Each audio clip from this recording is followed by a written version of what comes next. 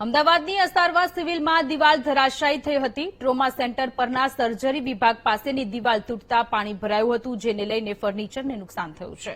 આ ઘટના બની ત્યારે કોઈ હાજર ન હોવાથી જાનહાનિ થઈ નથી। જો કે 15 દિવસ પહેલા બનાવાયેલી દિવાલ તૂટી જતા તંત્રની કામગીરી સામે સવાલો ઉઠી રહ્યા છે।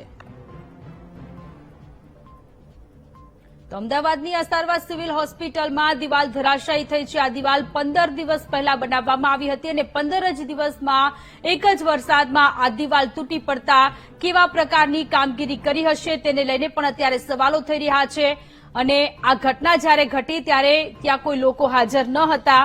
જો કેટલાક લોકો હાજર હોત તો તેમને પણ ઈજા પહોંચી હોત તે પ્રકારની સંભાવના હોત। ત્યારે ફરી એક વખત તંત્રની બેદરકારી સામે આવી, અસારવા સિવિલ હોસ્પિટલની બેદરકારી સામે આવી।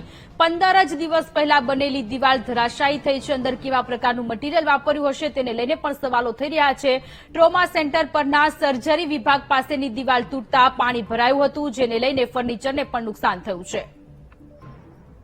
સંવાદદાતા દર્શલ આપણી સાથે જોડાયેલા છે। દર્શલ, ઘણા બધા સવાલો થઈ રહ્યા છે। 15 દિવસ પહેલા દિવાલ બનાવવામાં આવી અને આજે ધરાશાયી પણ થઈ ગઈ।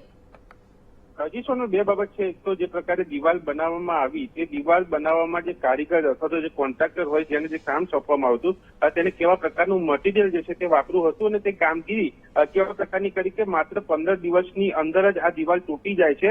અને તૂટ્યા બાદ તે દિવાલની જે પાણી જે છે ક્યાંક પાણી લીકેજ પણ હોય તે પાણી વોર્ડમાં પહોંચે છે અને ફર્નિચરને નુકસાન થાય છે। સદનસીબે આ જે ટ્રોમા સેન્ટરમાં જે સર્જરી વિભાગ પરની આ ઘટના બની છે ત્યાં મોડી સાંજે ઘટના હોવાના કારણે કોઈ હાજર ન હતું એટલે કોઈ જાનહાની નથી।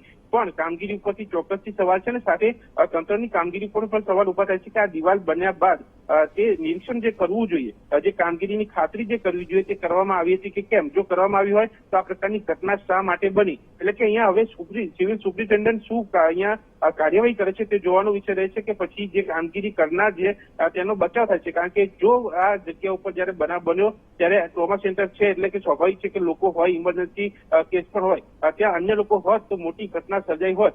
સદનસીબે એ સારી બાબત છે, પરંતુ કામગીરી ઉપરથી ચોક્કસ અહીંયા સવાલ છે, મટીરિયલ ઉપર સવાલ છે, જેની તપાસ થવી જોઈએ અને એક્શન લેવા જોઈએ તે પણ અહીંયા જરૂરી છે। આભાર તમામ વિગતો માટે।